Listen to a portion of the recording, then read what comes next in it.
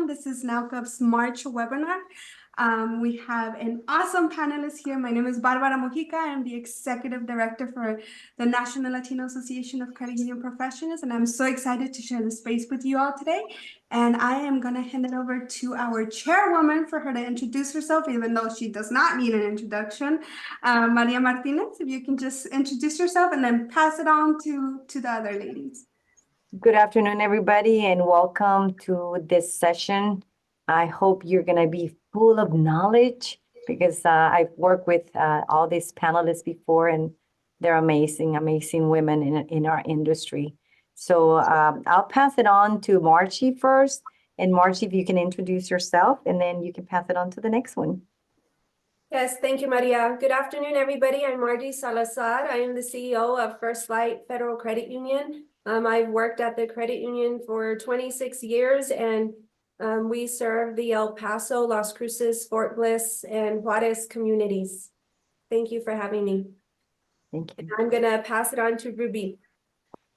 Good afternoon, everyone. We're so excited to be here with all of you guys. Ruby Alvarez, Vice President of Community Development at GECU in El Paso, and also proud NAUCA board member. And again, we're very excited to meet with all of you guys. Thank you. Jackie? Hi, good morning. Jackie Martinez Vasquez. I am the Chief Impact Officer at Seattle Credit Union. And by the name of our credit union, we're located in Seattle and we serve all of Washington State. Thank you for having me. Gracias. Gracias to all of you for willing to join us today here on a Thursday afternoon to share 1 hour of your time and knowledge. So I am going to go ahead and kick it off by asking the first question to Ms. Margie. And then obviously the floor will be open to everyone else. So what unique challenges do Latina leaders face in the credit union industry, and how can they overcome them? Thank you, Barbara. So for me, moving up in my career, as you tend to move up into the C-suite, it becomes much more male dominated, right? And for me, there was always this pressure to perform, to over deliver, to work harder so that you gain the same respect that your colleagues, gain. And sometimes you feel like maybe you're not garnering the same respect that you should, or you feel like you have to work harder to be awarded that opportunity. And I just think it's very important that we exhibit confidence and we speak our voice. And we're worked hard. Well, my parents taught me to work hard, but also remain humble. And those are very good traits to have.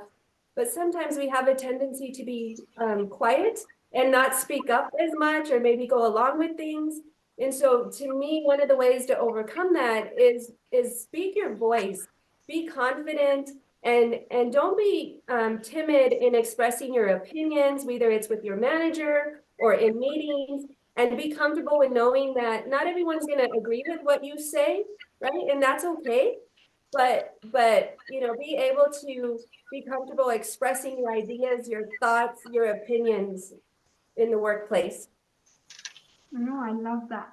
And Maria, I have learned so much from you. So I'm also going to ask you this question because I feel like everyone on this call deserves the opportunity to also hear that from you. So any insights on that question from you? Well, overcoming challenges has always been like the number one thing on my list. I think that goes for any employee, whether you're Hispanic or women or minority. Challenges, to me, they're opportunities that we all need to face. And I think the more opportunities we have to prove ourselves, the better it is. Because never see things as an obstacle. I think obstacles should be a no-no in our industry and in any industry. It's more, the opportunities that we have to prove ourselves that we can do the job, but, we got to prepare ourselves to do the job too. Mm, Thank you. Love that. And Jackie, Ruby, anything to add? Nothing to add. I think that what Margie and Maria said are spot on. I mean, I think the challenges of, always having to work twice as hard, right? Like that is always but then at the same time, I'm like, we were modeled so much of that, at least I was, and I think a lot of Latinas are in our house growing up, that I think in a lot of ways we're prepared for some of the challenges that we face. But yeah, I think that continues to be something that I try to, as a leader, try to work through. That whole concept of, again, having to work twice as hard just to get, and oftentimes not even be recognized for the work. Yeah. Yeah, I agree. And I'd have confidence in yourself, believe in yourself, but always be prepared. Be prepared when you walk into that room, have confidence, and be prepared to speak. I love that. And just for the audience, if you have questions or comments or whatever you want to ask these wonderful ladies, please feel free to drop that in the chat. We will address your questions first. So just feel happy to be engaged and feel happy to, ask and be your most authentic selves, especially in this panel. Like, we have amazing leaders here, so I want you all to take advantage of them as much as possible, in a good way. I will pass this question to Maria. Could you share examples of successful Latina leaders in the credit union sector and highlight their key achievements and strategies, whether that's you yourself or people that have mentored you or I'll people start with the four that are joining me here. Yeah. I think each of you, I've learned from each of you, you have so much to offer to our industry. And, if we listen to your stories, you're going to see that every one of you came up the ranks and you did it, but you did it in a way that you never harmed anybody, but you always prepare yourself to be better at what you're doing. I think, if we were to go back and ask each of you, how you did it, I'm just very proud of you. There's others, in our industry, and believe it or not, sometimes when you ask, well, are there any Latinas in credit unions? I think maybe 20 years ago, that was very difficult to bring up names. Things have changed, and I'm so glad because, we are making strides. There's a couple that I would like to mention, and one of them would be like Lily New Farmer. Many of you probably know Lily New Farmer. Lily, she's the CEO of Tarrant County Credit Union in Fort Worth. And Lily started an organization which, she invited me to be one of the founders, and she started the Credit Union Women Leadership Alliance. Lily, you may not know, but she comes from a Spanish roots. Her parents were from Spain, or her mom is from Spain. And when I met Lily, I heard her speak. She looks like a white person, and a new farmer. You would think, this person does not know any Spanish. And then I hear her talking in Spanish.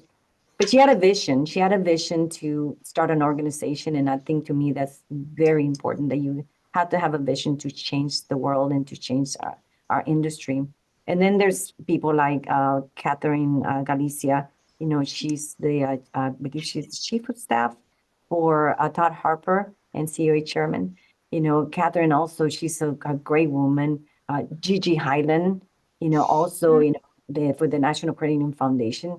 I mean, I could name them. There's so many of us out there. And then there's those that are not Latinas, but they support Latinas so much.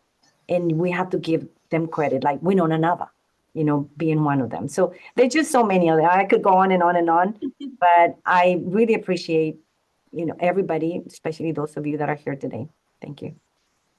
Thank you, Maria. And I love that you can name so many of them, because that means that our industry is moving in the right direction, and that, people like me and, the younger generations can really look up to people like you all and say, okay, we can make it. We see ourselves represented. So I'm so excited that you were able to name so many. Do anybody else want to give shout outs to other Latina women that have inspired you in the credit union industry? I can speak on, I know that it's going to sound kind of cliche, but I truly can say that Maria has inspired me since I met her. Mm-hmm. I feel like I've grown up next to her. And although we don't work at the same credit union, we have the same vision and passion. And she has inspired me to do more, believe in myself. And I think that if you find someone that you can lean on, someone who believes in you, it really can make a difference in your life. And so someone like Maria can inspire, can motivate you, and can make a difference and really get you to where you want to be. So really, and I truly believe that. And, we'll talk about Now Cup in a little bit, but I truly believe that's made a difference in my life. And finding someone like her, I'm eternally grateful for. Thank you. Thank you. I'm going to echo that. I saw Maria a couple of years ago at the government affairs conference and saw her in leadership roles. And I wasn't CEO at the time, but it really motivated me to want to do the type of things that she was doing, and seeing her in that role made me feel confident that I could also do, be in similar roles as well. Y'all are so nice. Y'all are gonna make you cry. Wait, I'm not done. We're not done, Maria. I was gonna say the same thing. Like, Maria and I met at GAC, and it was the first time, meeting a CEO, a Latina CEO, and I called her my GAC madrina because she just kind of took me in. But but I think it's really important, Maria, to give kudos where kudos are due, but also I think you model what we need to be to each other. Which is, this concept of hermandad. And, I think you just model that for the rest of us. So yeah, I would add my 2 cents on Maria. Oh, thank you so much. Y'all. I want to also add my 2 cents. No more. I also And this love wasn't scripted.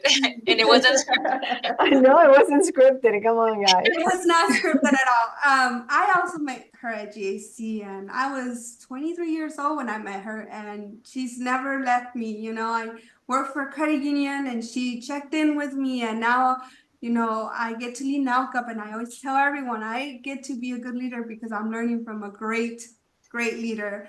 And so, Maria, all kudos to you, because I think all of us admire you and want to be like you. I tell everyone I want to be like Maria when I grow up. So thank you for everything you do. And Jackie hit a great point that, you model what everyone should be and how we should be supporting each other. You really are that person that anyone can go to and ask for advice, and they know they're going to get something out of that. So thank you so much for paving the way for people like me. And I know the younger generation is so thankful that we have all of you paving the way for all of us.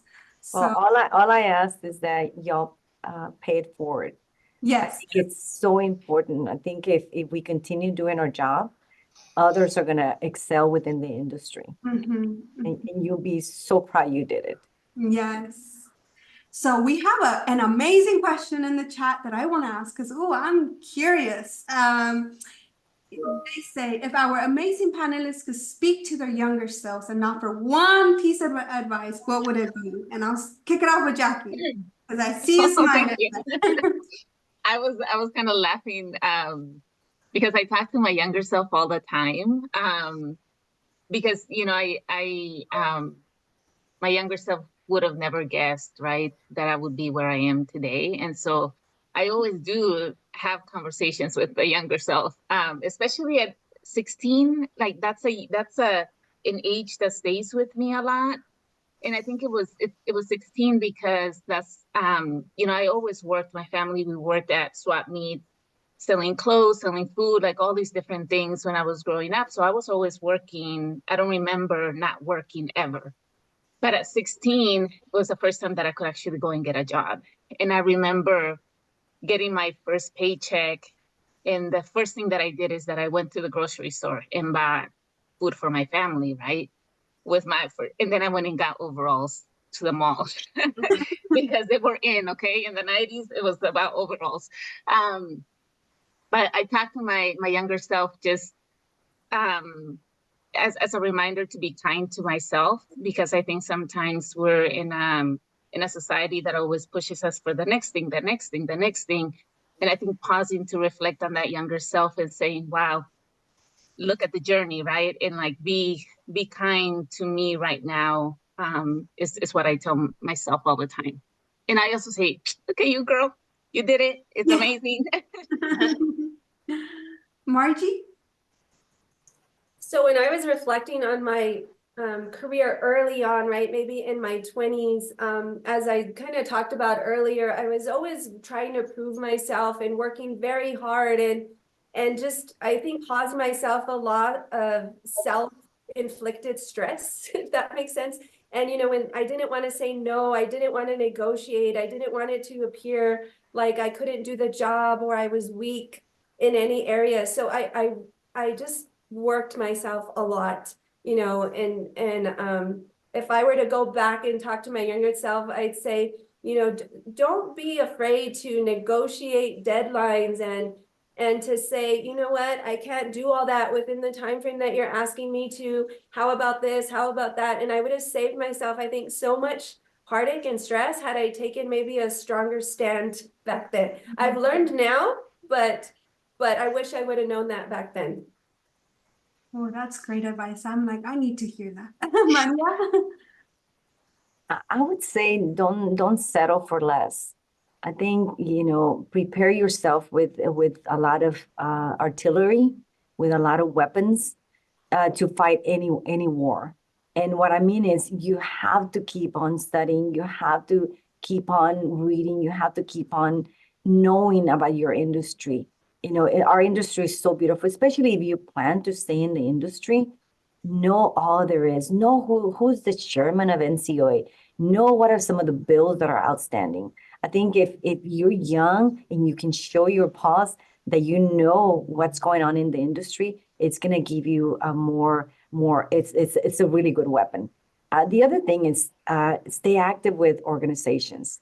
One of the things that I probably would have done different when I was younger, I probably would have joined more organizations just to be active. I probably would have gone more to church and be, a worship leader, or just be up and in the altar. Maybe not getting married, but be up in the altar. You can only do that once, okay? But do more things where you can practice your speech skills. I was really bad in English in school. That was the worst topic that I had in college, and but I was really good in math. But I made it to where I was gonna be better at my English. So find your defaults and work on those. I think it's some good advice. Ruby? I agree with Maria. I always think back to my younger self. I started very young here at GECU, and I was 18 years old and I didn't know what I wanted to do. So I look back and I always say I wish there was a YP program. I was a manager at a very young age and I was lost when I was at events or conferences. And so for those of you out there that are young, and take advantage of all of these programs that are out there for you, because I always look back and say I wish there was people that I could connect with when I was at that age. And so it's difficult sometimes to connect with people that think like you, or have similar likes and worries. So I always think about that. And also, I think Margie or Jackie mentioned this, is be kind to yourself, have patience. You don't have to have it all figured out. I think at that time, I thought I needed to know that I wanted to be CEO by the age of 50 or something like that. So I think, you don't need to know that. It's take it a step at a time. Do read. I'm like Maria too. I didn't learn how to speak English until I was older.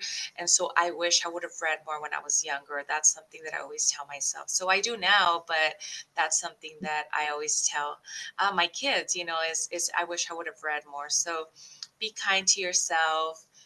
Take advantage of the opportunities that are offered to you. The YP programs are amazing, associations, people to network with. I think that's something that's extremely valuable because that's something that's going to ignite your passion. You're going to find that that's what's going to motivate you to do more. Like Maria mentioned, she would have joined more associations or more groups.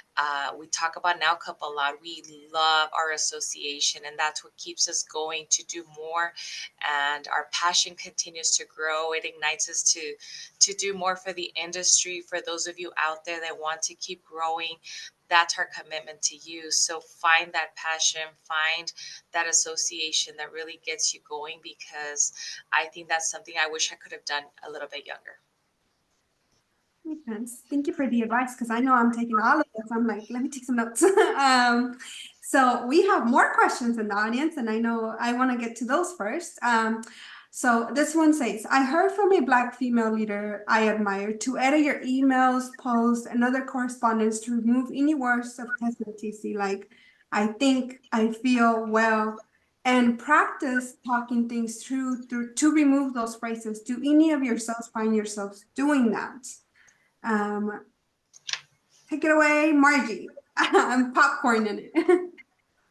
Yes, I do. I think sometimes we sometimes second guess ourselves, right? Or maybe we have doubts. And for me, it's just a constant practice and habit of replacing those doubts and those negative thoughts that kind of pop into your head with positive thoughts, right? And so you have to acknowledge them and say, no, I'm not going to think like that. You know, I am going to replace that with positive thoughts and again, focus on your strengths and celebrate your strengths and just exhibit that confidence when you interact with other people. Wow. Jackie? I find myself, yes, I'm often editing emails, but I also, so there's a piece that I feel often conflicted with, right? That there is a very male kind of centric leadership style that we're asked to change to be like. And I often wonder, am I changing too much and what am I giving up, right? Because I feel like as a woman, as a Latina, I center collaboration very much in my leadership style. And I think sometimes, in a very kind of male dominated environment, that's not what's asked, right? And so I think that there's a middle ground somewhere in there where by being authentically who we are and not having to give up, some of the things that make us us, we will also kind of change some of the culture. I agree with Margie. Anything that, that it makes like I think, or, all these different things, it's important to keep an eye on that, but also not changing your authentic self in the things that make us beautiful and successful and that we add value to, right? As Latinas, I think it's important to keep an eye on that, because for me at least, my goal is not to become this corporate, white male kind of image and lead in that way, right? I want to change the way that leadership is viewed for there to be space for me to be my authentic self. I love that. I love that. Jackie, you hit on something that just resonated with me because I think as women leaders, one of the things that we have is compassion, right? And sometimes that can be seen by others as weakness, and it's not really a weakness to me. To me, compassion is being able to understand where others are coming from and accepting of their viewpoints and developing relationships. So that can really go a long way in the workplace in terms of relating to other people and developing those relationships. And then when you do that, generally those individuals, they're more loyal, they're willing to do more. And so I think there's qualities that we have that may not be seen as traditional, to your point, but they will help us be successful leaders. And I agree with that. I think as we evolve as women leaders, right, I think that we will have our authentic way of leading. And so, yes, we will be confident and continue to be confident, not question ourselves. But it won't be the way people perceive to be confidence. And so we may have that question in our email or in our conversation of, what is your feedback or how do you see this view, so that it doesn't seem that the way we say it is the right way. We are very open-minded, and so we may, like Margie said, we welcome that feedback or those ideas from those around us. And so it may be different, but it will continue to be that we have that confidence to do that. Maria? I think with me, I like the being authentic, assertive, I think being compassionate and making sure that you don't offend anybody, I think it's so important, and that you give credit where credit is due. It's always, don't take all the credit if that's not you who did it. And if you're gonna use Chat GPT, make sure that it sounds like you, because and I've used Chat GPT, and it's great. And I think when you're in a hurry, it's good to get an idea of how you want to put your thoughts together. But I can tell you that, there was a marketing piece that we did, and it was going to come from me. And then I go, "But that does not sound like me. I don't even know how to pronounce that word." So, so you have to be very careful too on the things that you do. But I think compassion, and I believe, Margie mentioned being compassionate about others, and don't offend people. If you're going to be assertive, it's okay to be assertive, but don't offend. People are gonna really like that about you. Can I just add a little bit, or just react to something Maria said, because I think it's probably, and I don't want to make generalizations, but I think it is very much aligned with Latinas, and that is this piece of not taking credit for what we haven't done, right? And I don't know how many in the call use we instead of I.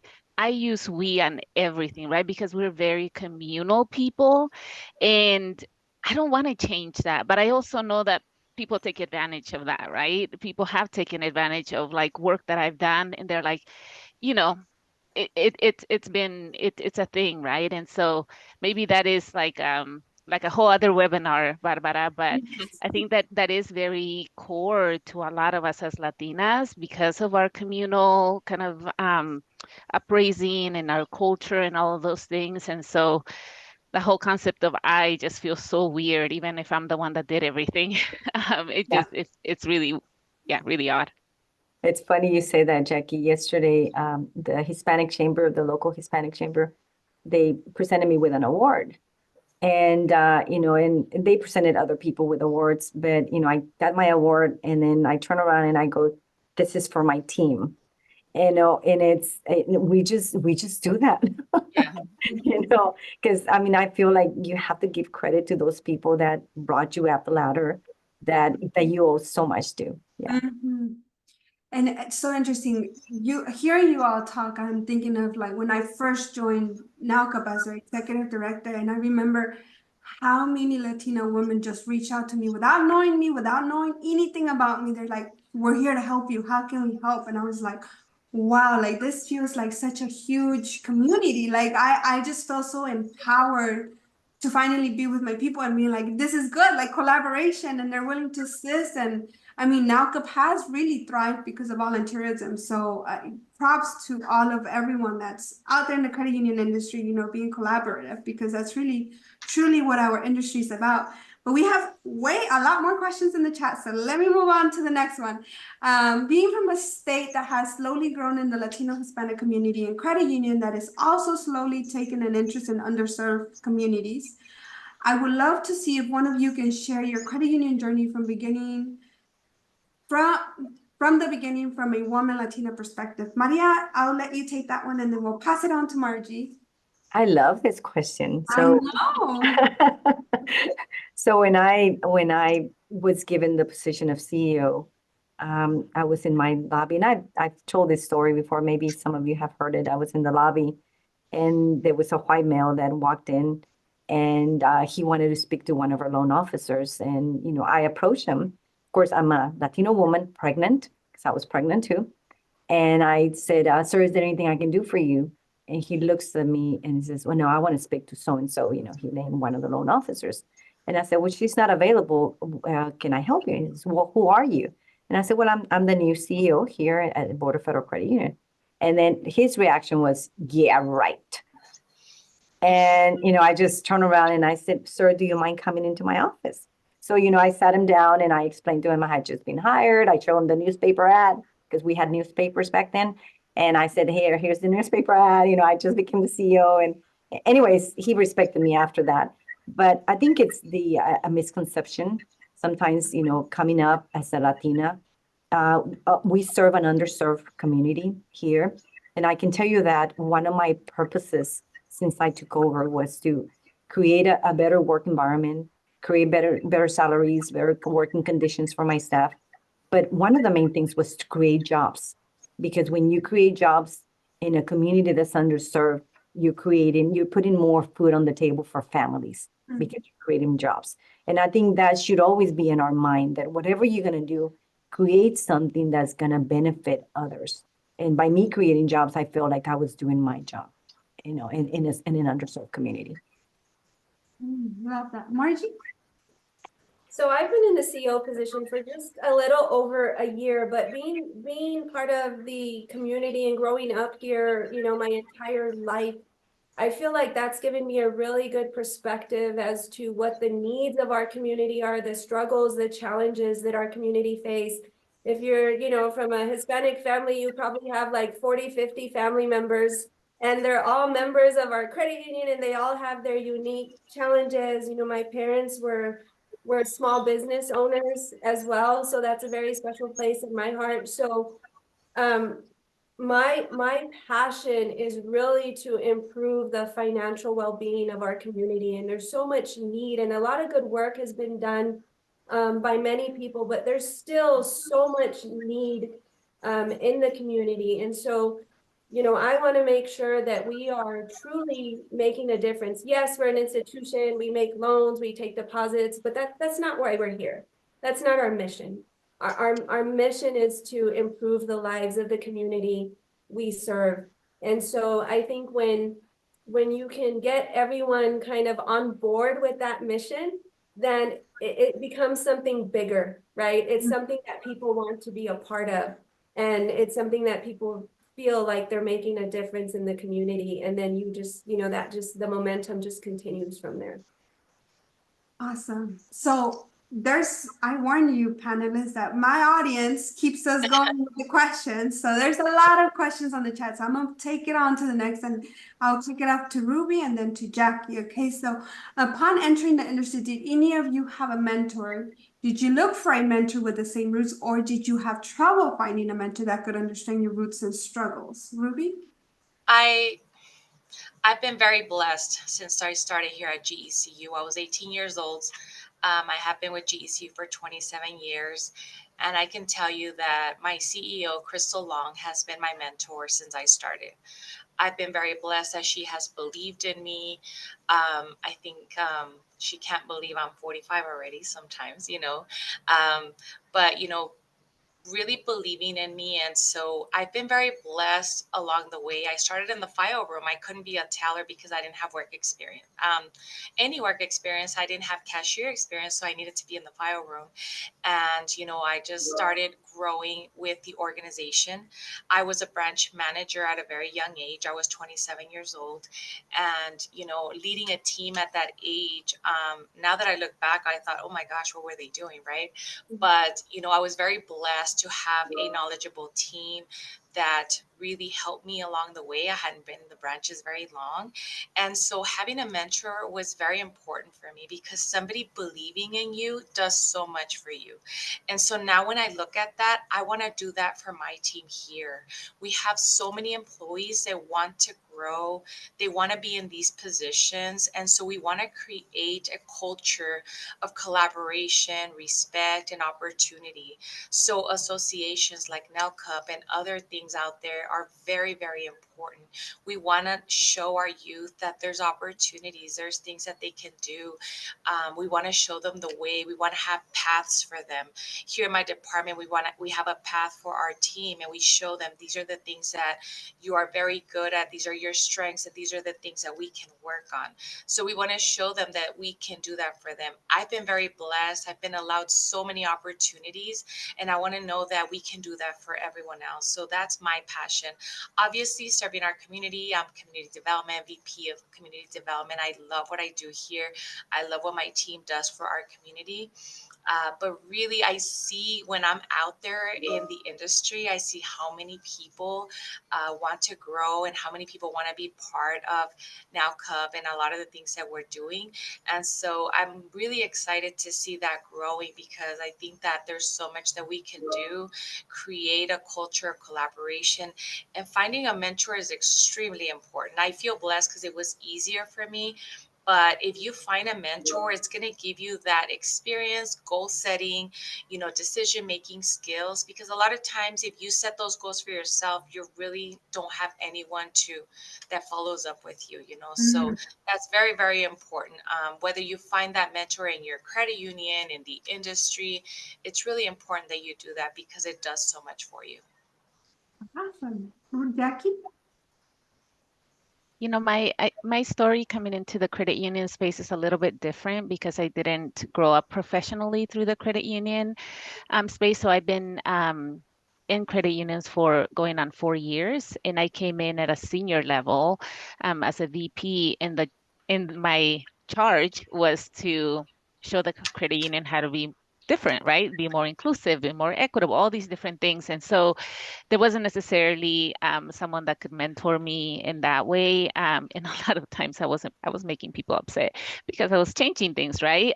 So I didn't find that. I feel like I am finally, and so what I did find though was a community. And so not one person, but a community of folks who were all there for me, right? Samira, Victor, Pablo, Maria, all these, like a community of folks that could validate, that could be a sounding board of like, oh my gosh, this is happening, and that could give me perspective on the credit union space. And I feel like I am, for the first time, entering a mentorship relationship with my current CEO, who I think a lot of you know, Richard Romero, and it is the first time. Oh my God, a little emotional. It's the first time that I report up to a person of color, more specifically to a Latino. And I'm just really grateful for the opportunity, and to be in this relationship with someone who understands the cultural nuances of being a Latinx or Hispanic leader. So I'm really excited. I'll report back. But it's really kind of the first mentoring relationship that I'm starting with in this industry. Oh, awesome. Well, Maria or Margie, if you guys have anything to add, if not, I'll move on because these questions are just getting full. I'd like to add something. Yes. For me, I never had identifiable mentors that I can say, oh, this person was my mentor, but I did have a lot of role models. And I think I try to learn a lot from the role models. I would see things that they were doing right or that I liked that, went with the way that I grew up, and I would adopt those things. And I think that's why, we went ahead and created this organization, NALCA. That's how it was born, because I was hanging around with a whole bunch of group, of people, mainly CEOs and, other organizations that had in mind that our industry needed an organization like this. And that's why it was born. To me, there were role models that I learned from each of you. And I learned not just from people that are higher up, but I've learned a lot from my employees and from my kids, from young professionals. I learned so much from them that, I just want to bring all that in because I consider them my role models too. So it's you don't have to identify your mentor, but learn from those people that you like the things that they're doing. Mm-hmm. Margie? And Barbara, go Oh, ahead. go Go ahead, Jackie, go ahead. No, I was just going to say that also there's a difference between a mentor and a sponsor. And I think it's really important to think about not just finding somebody that does have that mentoring relationship, but someone who's going to be your sponsor, who's going to speak about you when you're not in the room, who's going to say, hey, you know what, I think Maria will be great for this thing. I think that, we should give this opportunity. So just understanding the difference between a mentor and a sponsor, because the sponsor, I think, is more of an active, so yeah, just something for you all to consider, is that piece of a sponsor. Sorry, Margie. No, that's okay. I was just gonna add, so throughout my career, I had supervisors, right, or bosses throughout my career that were very, very supportive. And our prior CEO, who was a white male, was extremely supportive and gave me a lot of opportunities for development and training. And I'm very grateful for that. And then there was others along the way that really encouraged me. So when I, had doubts about applying for that promotion or that position, they pumped me up. They gave me the confidence to take that next step. And I don't know if I would be where I am today had I not had that support along the way. I love that. Love that. All of you all are mentors to me. Maria, you've been a mentor since day one. So I feel really, really lucky that I get to experience mentorship from all you ladies. So the next question to our panelists, are there times that you feel like giving up? What keeps you going? What keeps you motivated? A lot of the time we talk about being resilient, but it can get exhausting. And then I think this other question ties into that same question. So let me go ahead and ask you that question as well, so you can speak to both.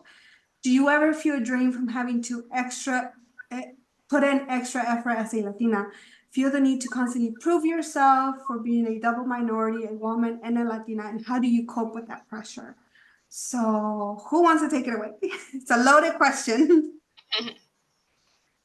Jackie, I see your.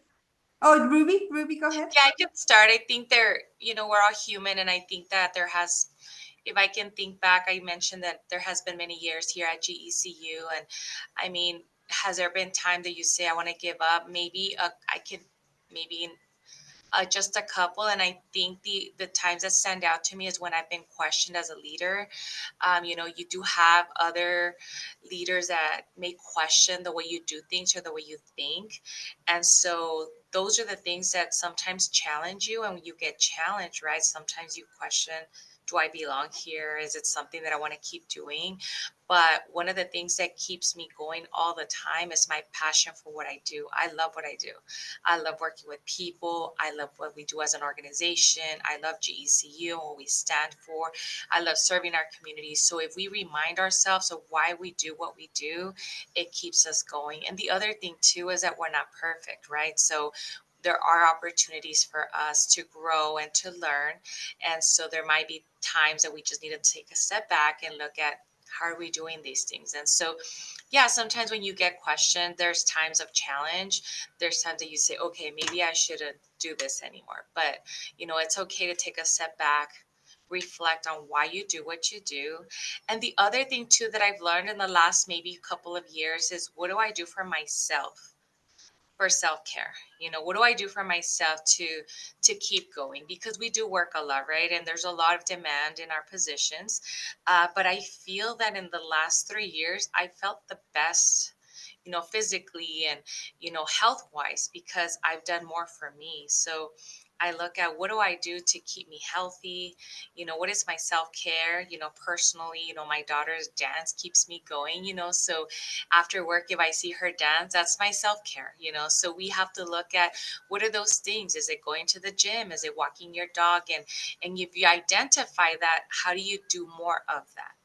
And so if you're feeling extremely exhausted at the end of the week and very stressed, you're not doing enough of that self-care. And so how do you do that so that on that Monday you're refreshed, and you're able to give it your all? Because we're all here for a great mission, right?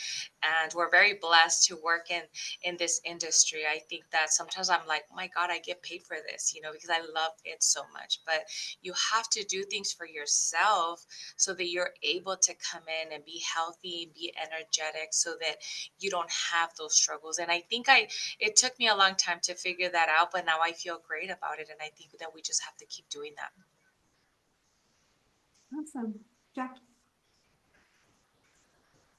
I think self-care is really important. But I also think that we have been given um, a gift and an opportunity to not stay in environments that are toxic, right? I think that, I, I was think about my mom, and I'm like, she went through a lot for me to be here, for me to have to put up with this, right? And I think as Latinas, we're very loyal and very committed to a fault. But your mental health, that your emotional health should never be jeopardized for loyalty and commitment. And I think that's a takeaway for me over the last 3.5 years, is that is not negotiable anymore, right? And I think that I love your concepts, Ruby, of kind of doing a self-assessment, right? Like, am I feeling this way because it's something that I can actually change and it's part of my leadership style? Or am I really in an environment that's not conducive for me in my leadership style, right? They're not ready for who I am and what I bring. And I think that that's a self-assessment and a place that we all need to learn how to do some of that self-reflection, and when it is that you're not in the right environment, then I think being proactive, networking, doing all the things that I think NLCAP kind of brings to the table, right, is something that you should be looking at. And always, I think also as Latinas, potentially, if you have families, if you have children, just always making sure that you are financially, that you do as much as you can to not have to stay in those environments, because that's not good for anybody. And I will also say that if people give you feedback, take it, because I think the biggest gift somebody can give you is to tell you how they see you. But however they see you, that's their perspective. It does not have to become your reality. And so that's the biggest gift, right? Oh, you see me this way? Oh, you're never going to not see me this way. This is not who I am, right? So I'm going to leave. I think that is the biggest gift, is asking. And sometimes people offer it up, whether you want it or not, right? And give you the perspective of what they think of you as a leader. Take it. But again, if you don't agree with it, it doesn't have to become your reality. If it's things that you can change them and be coachable. But if it's core things, it's not worth it. Mhm. Well, I want to just comment on the self-care option, or as a first generation growing up with my immigrant mother, who I never saw her self-care. Not one day has she even engaged in that. So I think for the people here on the call, and the people that grew up as immigrants in this country, I think it's so important that we know we deserve to self-care. Because I think it's one thing is knowing that we need self-care, and one thing is feeling like we deserve the self-care. So that's something that I have actually struggled a lot with, is like feeling like my mom is not resting right now, so I shouldn't be resting, right? But my mom did cross that border for me to be able to rest. So just wanted to give those 2 cents. Maria or Margie, any insights on those two things? How did Margie go? I think Ruby and Jackie said it very well. For me, I've certainly had my moments of either wanting to give up or saying I can't do this or it's too much. And I think you're all speaking to being able to set boundaries, right, for yourself.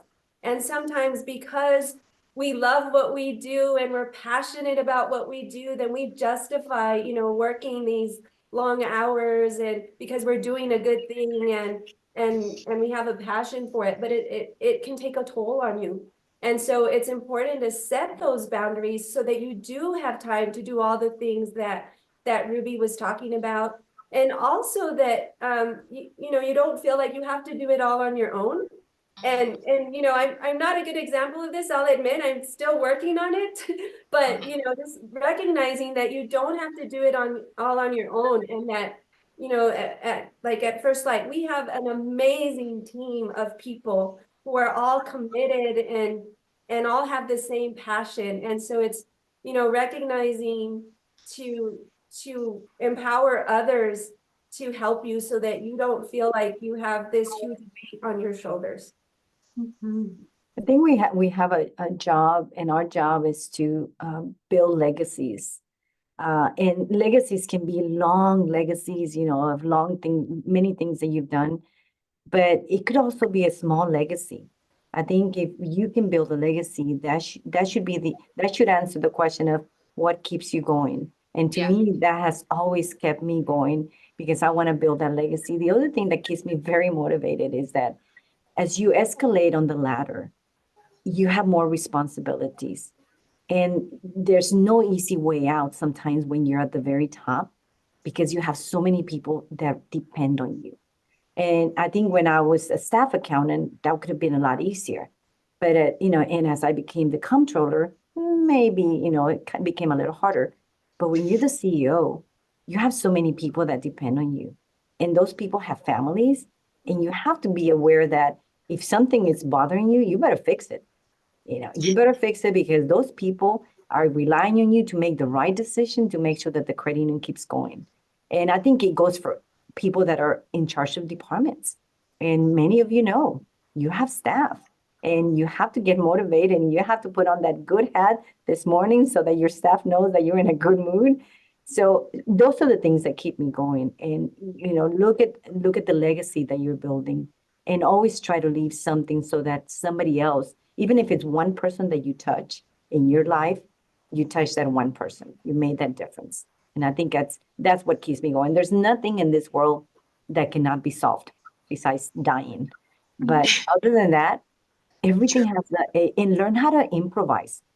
Many times, we've done things, and Barbara knows this. Sometimes, you plan ahead and you have all these plans for something to come out good. But guess what? Somebody did not show up and you're going to have to do something different.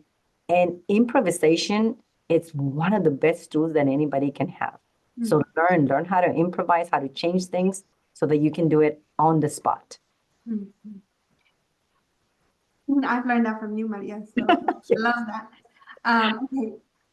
The next question from the audience is, I wonder if our upbringing might have something to do with us having a hard time accepting recognition and always saying it's a team effort. Also, why as a Latina woman, we feel we need to volunteer for every single project possible to be visible in the companies, or why we volunteer to do the busy work in a team. Thank you for your perspective.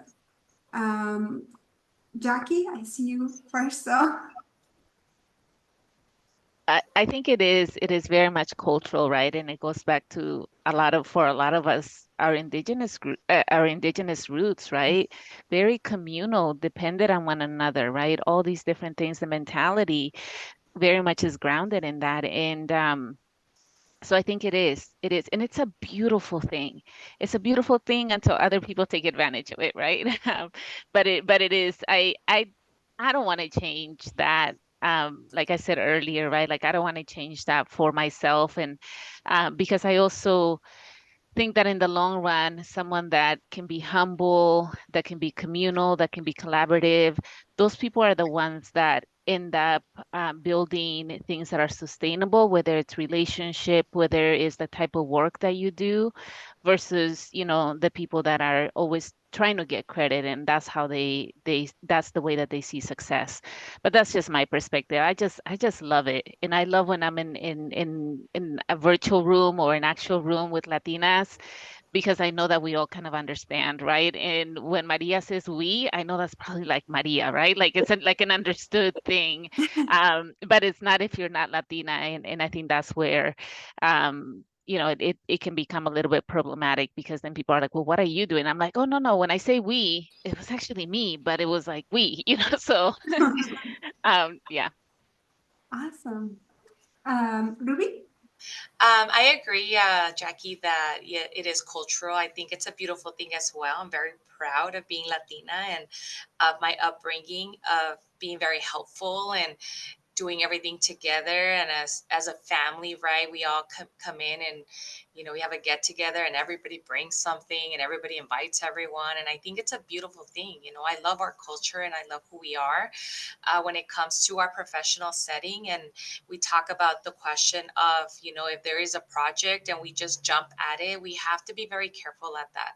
I think that we work really hard and we know we're committed to completing that task, but we have to also be aware of what we have on our plate. And so as you learn about, your commitments and what you have going on. You just have to be careful about volunteering for everything. And so understanding what you have on your plate, because you don't want to just volunteer to say you're part of that. You want to volunteer to ensure you're going to fulfill your commitment.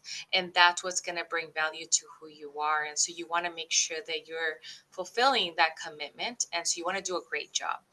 And so you have to really assess before you say yes. And so that's just something that I can recommend, is that you assess that first before you just say yes to everything. Oh, I love that.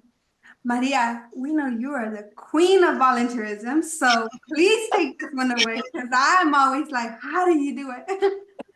I am. And I think, it puts you on the table. I think volunteering puts yourself out there. And when people are looking for a leader or for somebody to do something for them, the first person that's going to come to mind is that one person.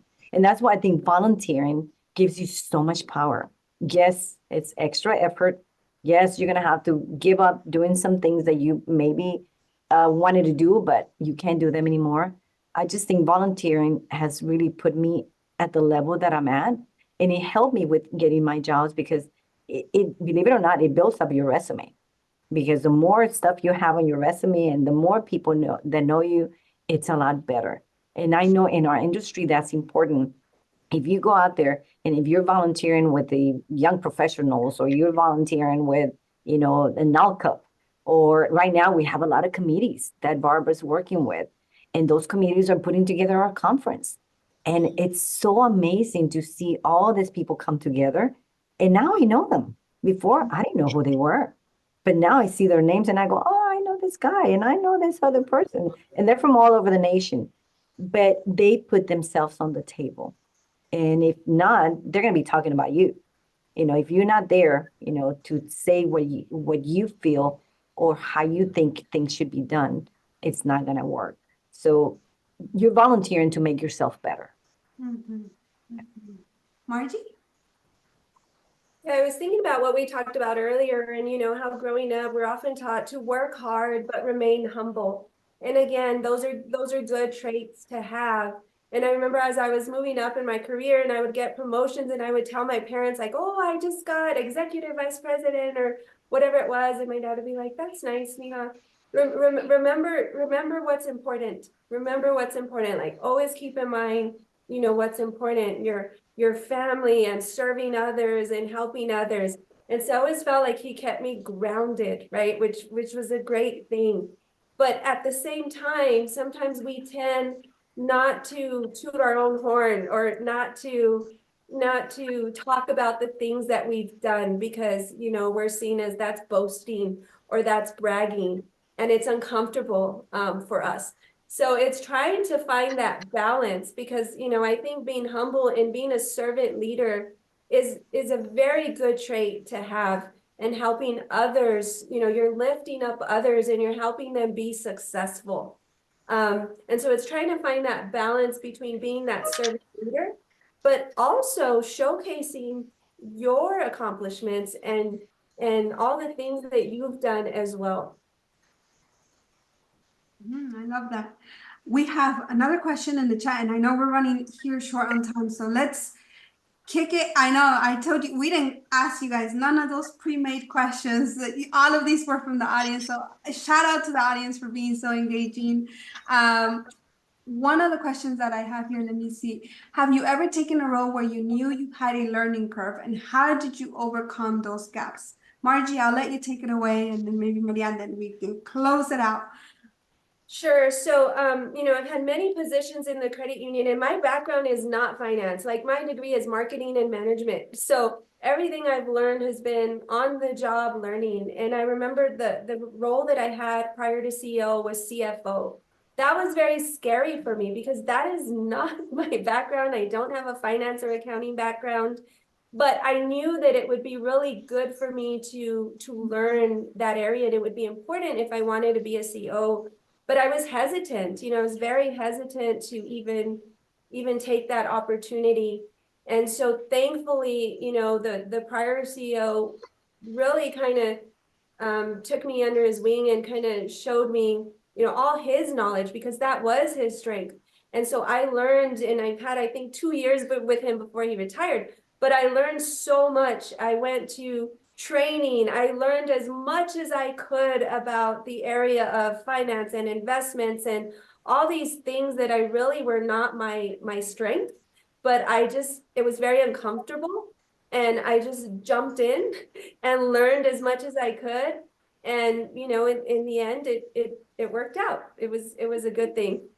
I love that response. Margie, I'm the opposite of you, Margie. I was a comptroller. I was, in the finance and investments area. And when I came to work for Border, I became the VP of lending. And I didn't have any lending experience, but I knew that I could do the job because I knew the finances. I knew a lot of this stuff. So I was given the opportunity to become the VP of lending. And from there, when the CEO, during the interview, the CEO said that he was going to be retiring in 3 years. I said, I have 3 years to learn everything I can in the operations area because the finance, I can handle it. And I did. And I think don't be afraid to take that learning curve because that's what's going to make you stronger and complete. I love that. Love that. Okay. I know there's some few questions on the chat just for NALCUP in general. Ali, I saw your your question about resources. Please drop your email in the chat and I'll email you those sources directly. And then, yes, this will be available to all of our NALCUP members, the recording, so that you all can share with your credit union folks. And hopefully you'll be attending. We host these webinars monthly on different topics such as this. I really, really want to thank the panelists for joining us today. Thank you so much for giving us an hour of your time to share your knowledge. Truly admirable leaders in the credit union industry. So thank you again. And thank you so much to the audience. You guys never let me down. I knew you guys come through with those questions.